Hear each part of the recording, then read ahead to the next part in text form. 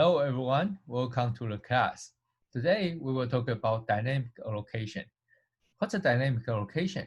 How to use it? How it make our program more flexible and more powerful. Okay, so before we talk about dynamic allocation, let's talk about array first. This is an array, and you can see when we define array, we need to give the size of the array. How many elements you can store in this array, right? But sometimes you will feel like, oh, it's not so convenient because I don't actually know what the size should be. I don't know how many data I will have in this program, right? So in this case, how you define the size of an array is hard. You can give a really big number, but sometimes it just costs more space, your resource. So it's definitely not a good idea, right? So let's talk about how this array look like, how this array work in the program. So when we define array, so in memory, your compiler will assign the space for this array. So in this case, because the integer is 4 bytes, and there's a 10 space. So in the end, you got 4 times 10, 40 bytes in your memory. Okay, so this is how you array generate. So in C languages, it's not like Java. In Java, you can say, okay, I have an array A, and this array A equals to new, new integer 20.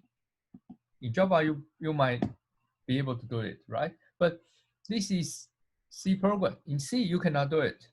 So you cannot say, okay, I define array, and I don't want to, I want to enlarge, I want to expand the array. So I say A equal to integer 20.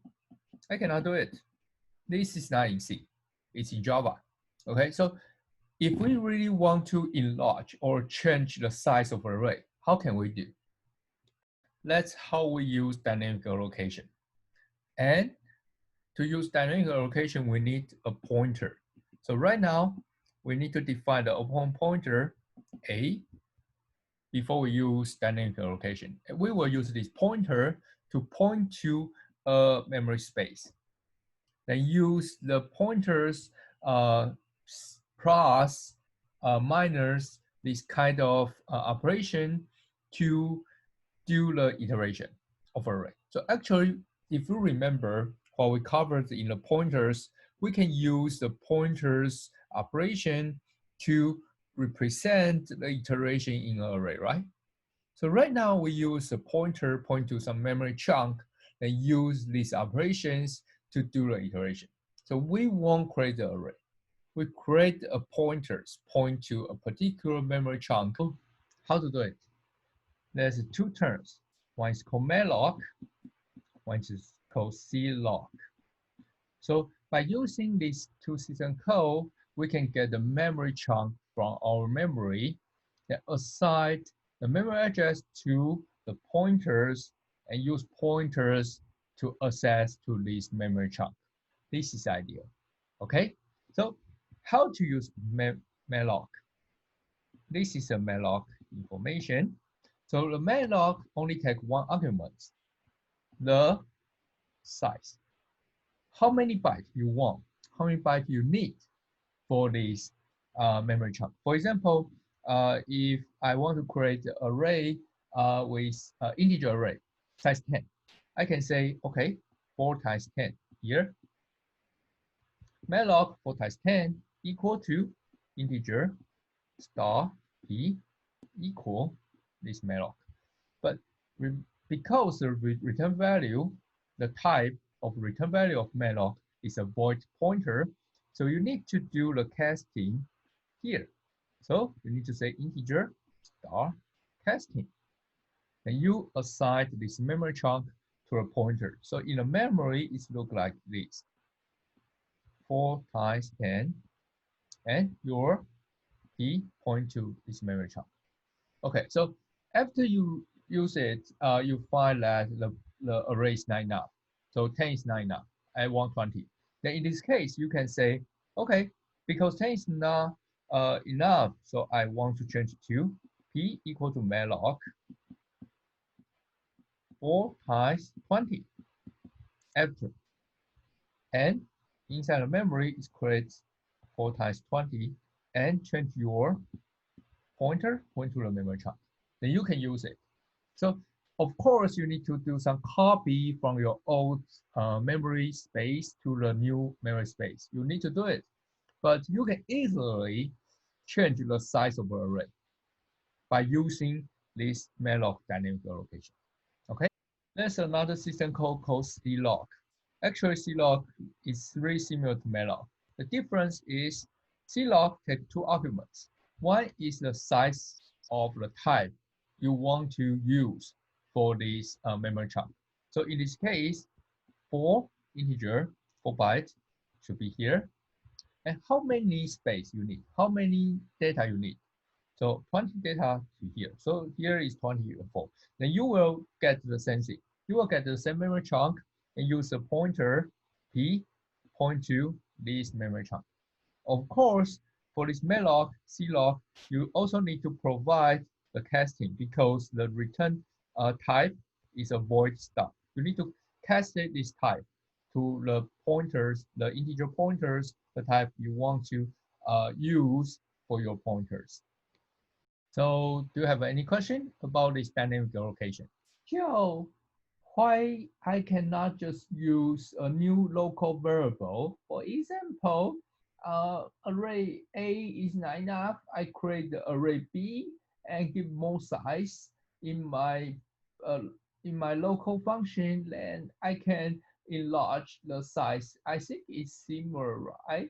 Why why I should not do it? Why I need this dynamic allocation? This is a really good question. So, okay, let me talk about the memory model a little bit more so you can understand why we cannot do it, why we should do a dynamic allocation. So assume I have an array. So I have an array, integer A, array, and I do some initialization and I work on it.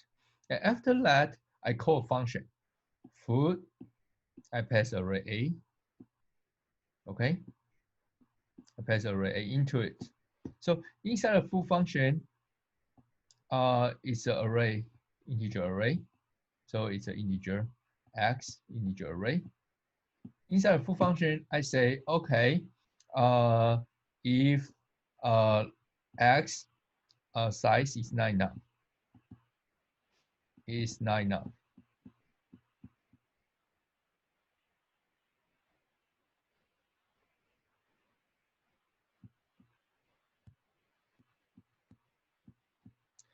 If it's 9 enough, I do create another one, integer b, 20, and I do something. Okay, so in this case, when I return, I try to return b. So here I can try to maybe assign something, try to get the value from food to another array. This is the idea, but here's the problem. So what's the problem? So the problem is that the b is created inside a function. So our memory model here, there's two space. It's called stack and heap. So everything system allocate memory. For example, your local variable, your arguments, when you copy the arguments, or even the return value, they are supported in this stack. So your compiler find out, okay, there's a function code, so I need to allocate some memory. So it try to put this memory into this local variable, this stack, for example, local variable. Okay, so after you return, your system will automatically remove this local variable because this is something you only need for a function, during the function. After the function finish, after the function return, this memory should not be there. Okay, so in this case, okay, if you create the array here, your array will be put inside the stack. And after the function return, the arrays disappear. erase it, disappear. So which means you cannot guarantee the data in this memory still be available to your array outside of this function. Okay, so this memory allocation by your system is not reliable. But for dynamic allocation, if you don't do this, you do something like MainLock here, and here, of course, you pass the pointers instead of array. You do a MainLock here. The MainLock will create the memory space inside this function. So this MainLock creates the memory here, and this part is not managed by your systems. So it won't be disappear, no matter it's a function return or you just call another function or anything else. Okay, so that's the reason we want to use MainLock, CLock to do this dynamic allocation, not just use a local variable, create a new local variable array to support this expand of your array. Okay, so because you know the MainLock, CLock, they related to the heap, means system doesn't care. Okay, so your system doesn't care heap until the program finish, everything is done. Then the heap already be will be collected or something. But during the program run, the system won't do anything on a heap. In this case, if you keep create a new memory, you just keep create enlarge, which means your heap will getting full and full and full. In the end, heap is not enough, right? But the system doesn't do anything for this management. In C, it's not in Java. In Java, we know there's a garbage collection. The garbage collection will collect this garbage if you don't need this memory. But in C, there's no garbage collection. When you do this MainLock, CLock, again, you try to use the heap memory again. If you don't do anything by yourself, then the heap will going to be full in some moment. So here's another system code. It's called free. When we do free, if we have a pointer p, when we free p here, this free system code will free out the memory address for in your heap. So next time when we do a MainLock, you can still reuse it again. Okay, so don't forget to use free. Free is so important. Every time you do a MainLock, make sure you have a free after this MainLock. Okay, every time you have a MainLock, be careful. Remember to put free after the MainLock when you don't need this memory space. This is ideal. So the MainLock, CLock should always be paired. This is important. Pair to free. Okay? So this is the idea. Let's look at this example. How we use dynamic allocation to support the linked list. So here I have a structure. Inside the structure, I have the value, which is integer. So you can imagine that this is a linked list of a node. Each node contains an integer. And there's a structure entry, which is a pointer. So you have a pointer point to the same node, same type of node. It's called next. Okay. So we have a function. We try to add the new data into this linked list. So the first argument will be a linked list, the head. The second one will be the value. A new value you want to add into this linked list. And that's a function body. And in the main function, I have a head. I should create the garbage node of the head. from this head, this means nothing, but start from the head, I can do the traversal on this linked list to other node, to the remaining node. So I try to create the garbage head, garbage node as a head. Then I use this head here. I try to add a new value 10 into this linked list. And in the end, I got the return value. The return value is a new node. If the new node equal to null, means there's no memory available. You don't have enough space on your heap to support this.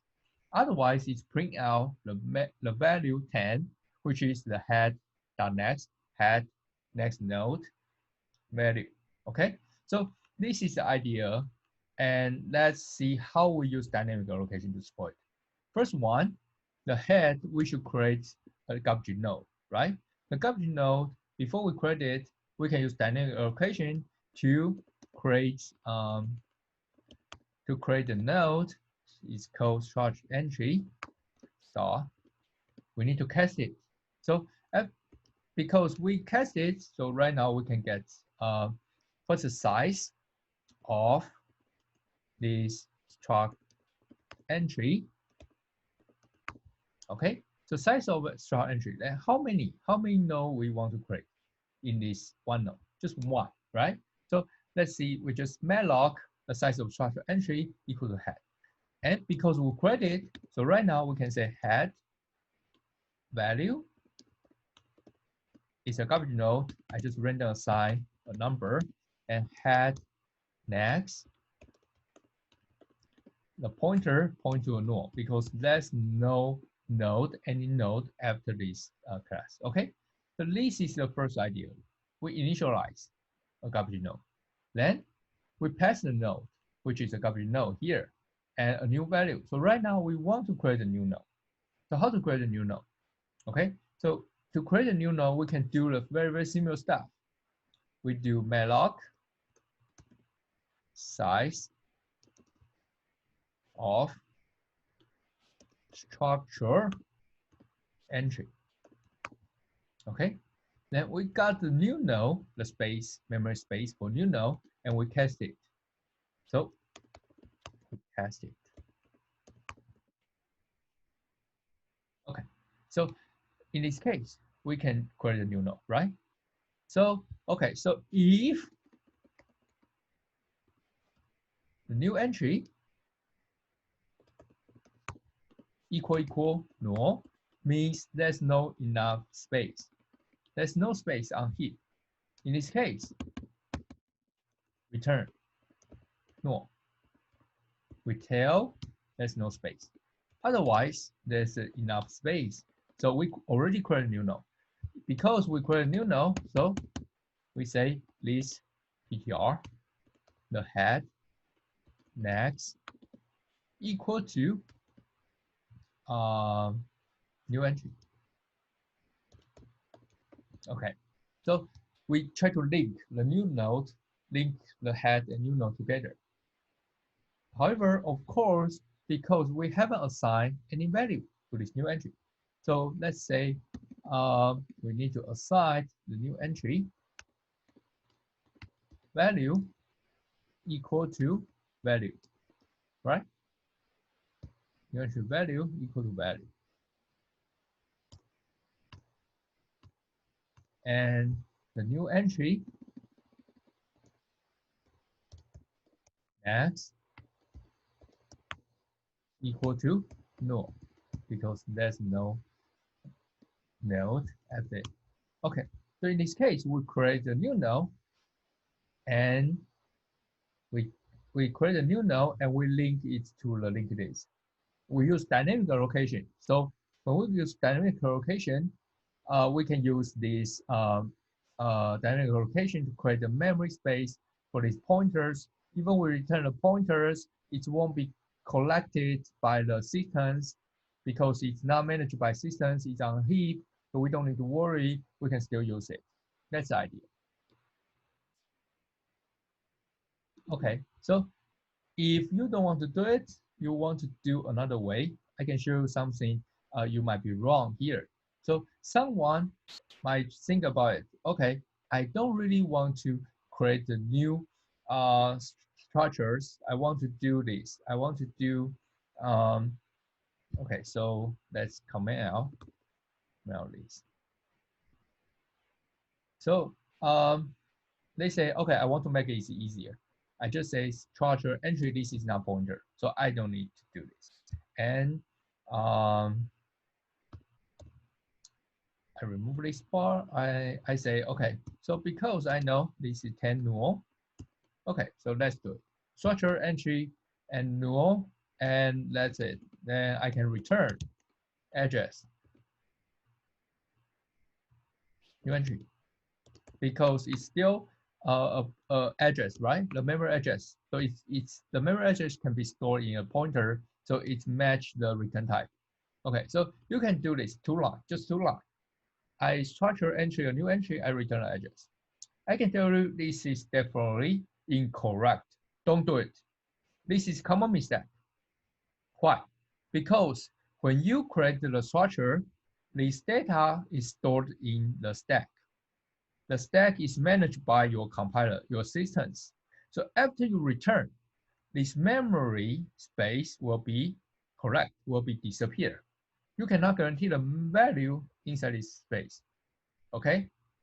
You might still need to see, you might still can see the value inside this memory space. You might be able to see it, but you cannot guarantee it's always to be the value you assign.